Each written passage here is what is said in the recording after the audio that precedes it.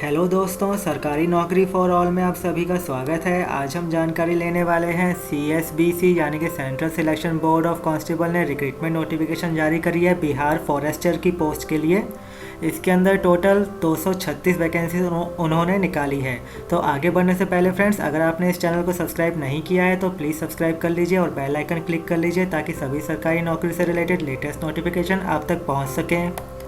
तो दोस्तों, इस वीडियो में चेक कर लेते हैं हम क्या क्या जानकारी लेंगे। हम लोग इस जॉब के बारे में देखेंगे, कितनी वैकेंसीज निकाली गई है, एलिजिबिलिटी क्राइटेरिया क्या है और पे स्केल आपको क्या ऑफर किया जा रहा है। आगे हम देखेंगे कि सिलेक्शन प्रोसीजर क्या है और कैसे आप इसके लिए अप्लाई कर सकते हैं।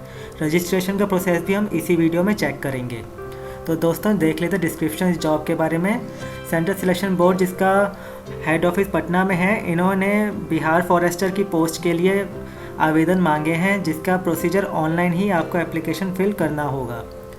वैकेंसीज़ की जानकारी ले लेते हैं जल्दी से। पोस्ट वाइज यहाँ पर वैकेंसी की डिटेल आपके लिए मेंशन है। फॉरेस्टर पोस्ट का नाम है। 236 वैकेंसीज निकाली गई हैं टोटल। तो एलिजिबिलिटी क्राइटेरिया देख लेते हैं दोस्तों। इसके अंदर एजुकेशनल क्वालिफिकेशन जो है 12वीं पास की रिक्वायरमेंट है, जो कि किसी भी रिकॉग्नाइज बोर्ड से चलेगा। तो फिज़िकल स्टैंडर्ड आपका जो ज़्यादा इंपॉर्टेंट है इस पोस्ट के लिए वो देख लेते हैं। जनरल कैटेगरी OBC के लिए ये 165 सेंटीमीटर कम से कम आपकी हाइट होनी चाहिए और चेस्ट 81 सेंटीमीटर कम से कम होनी चाहिए, जो कि 5 सेंटीमीटर तक एक्सपेंड भी होनी चाहिए।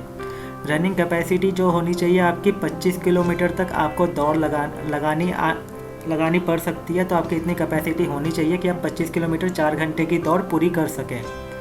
SC/ST कैटेगरी के लिए दोस्तों हाइट 160 सेंटीमीटर और चेस्ट 79 सेंटीमीटर है, जो कि एक्सपेंशन 5 सेंटीमीटर तक होनी चाहिए। इनके लिए भी सेम रनिंग कैपेसिटी है, जो कि 25 किलोमीटर 4 घंटे के अंदर अंदर पूरी करने की इनके अंदर इतनी क्षमता होनी चाहिए। ऐसे ही फीमेल कैंडिडेट के लिए 155 सेंटीमीटर की रिक्वायरमेंट है SC/ST कैटेगरी के लिए और 160 सेंटीमीटर कम से कम हाइट होनी चाहिए अदर्स के लिए।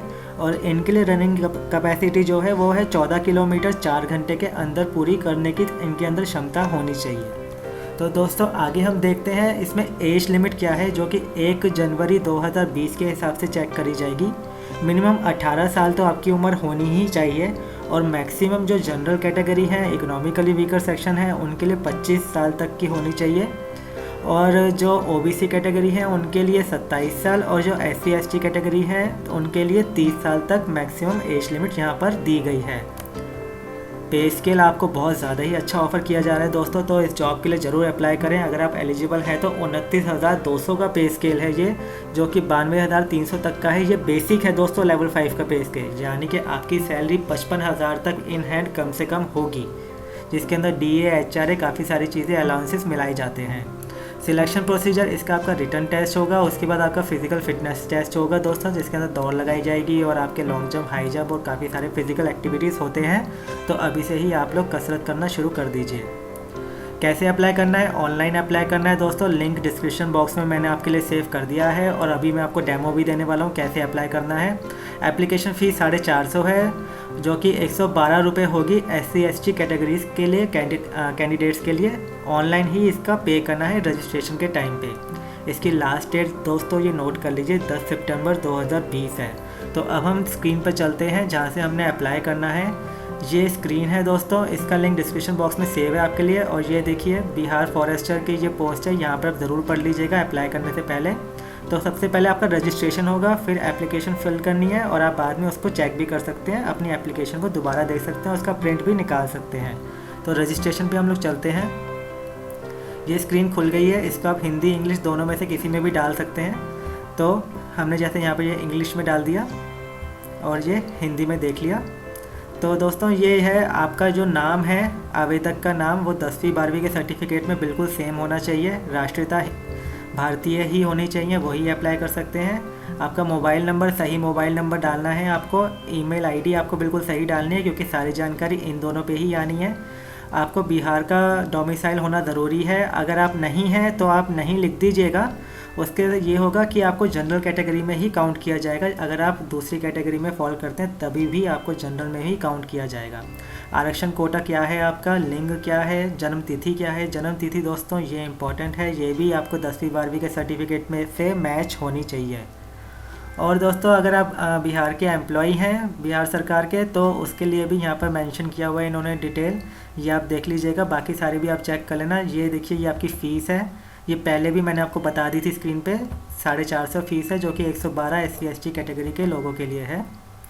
पंजीकरण आपका इसके अंदर, बाकी सारी चीज़ें इसके अंदर चेक कर लीजिएगा। घोषणा कर देते हैं हम यहाँ पर, और यहाँ proceed to registration and payment पे क्लिक कर देंगे। ये स्क्रीन खुल गई आपकी। यहाँ पर आपने यहाँ पर अपना पहला नाम डालना है। तो जो मैं यहाँ पे आपको पहला नाम डाल देना, मैं डेमो के लिए यहाँ पर कुछ भी डाल रहा हूँ, आपको सही सही अपना नाम वगैरह डालना है। यहाँ पे आपको अपना लास्ट नेम डालना है, यहाँ पर मिडल नेम डालना है, ठीक है। आपका सरनेम यहाँ पर आएगा। Nationality Indian. मोबाइल नंबर आपको डालना है यहाँ पर 10 डिजिट का, तो ये मैंने यहाँ पर मोबाइल नंबर डाल दिया। और ईमेल आईडी आपको डालनी है, यहाँ पे जो आपकी सही ईमेल आईडी है वो आपको डालनी है। मैं यहाँ पर ऐसे ही ईमेल आईडी डाल रहा हूँ। डोमिसाइल, अगर आप बिहार के डोमिसाइल हैं तो ज़रूर यस कीजिए, नहीं है तो नो कीजिए। यहाँ पर ये देखिए यहाँ पर पॉपअप आ गया है कि अगर नहीं है तो आपको जनरल कैटेगरी में ही काउंट कर दिया जाएगा और फीस आपसे उसके हिसाब से ली जाएगी। तो हम यस कर देते हैं। आप बिहार सरकार के एम्प्लॉई हैं, हाँ या ना आप उसके हिसाब से यहाँ पर लिख दीजिएगा। कैटेगरी आपकी क्या फॉल करती है, आप कुछ आपके हिसाब से जो आप जिस कैटेगरी में फॉल करते हैं वो लिख दीजिएगा। मैं यहाँ पर फ़िलहाल जनरल ही डाल देता हूँ, और जेंडर मैं डाल देता हूँ मेल। आपका जो भी जेंडर है आप वो डाल दीजिएगा, मेल है तो मेल, फीमेल है तो फीमेल। डेट ऑफ बर्थ अपनी सही सही डाल दीजिएगा। मैं यहाँ पर कुछ भी डाल देता हूँ जल्दी से। तो ये थोड़ी सी उम्र कम हो गई, हाँ ये आपकी उम्र आ गई। ये देखिए 20 साल 1 महीना 17 दिन।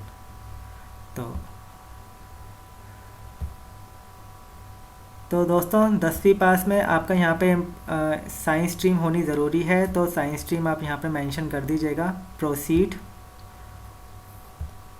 तो ये आपकी डिटेल आ गई है, क्रॉस चेक कर लीजिएगा। यहाँ पर डिक्लेरेशन दे दीजिए, और इसके लिए आपको यहाँ पर ये भर दीजिएगा GQ। ये डिटेल इंपॉर्टेंट है दोस्तों, इसके आगे आपको बढ़ने नहीं देगा। नहीं तो ये चेक करते हैं कि आप कंप्यूटर तो नहीं है, आप कोई रोबोट तो नहीं है, कोई इंसान ही ये फॉर्म भर रहा है। ये क्रॉस चेक करने के लिए होता है। अब हम पेमेंट भरने के लिए आगे बढ़ेंगे। ये यहाँ पर आ जाएगा कि आप वेरीफाई करें कि आपने सारी डिटेल चेक कर ली थी। हाँ जी हमने कर ली थी। आप पक्का सबमिट करना चाहते हैं, हाँ जी ओके। और ये आपकी पेमेंट की स्क्रीन खुल गई।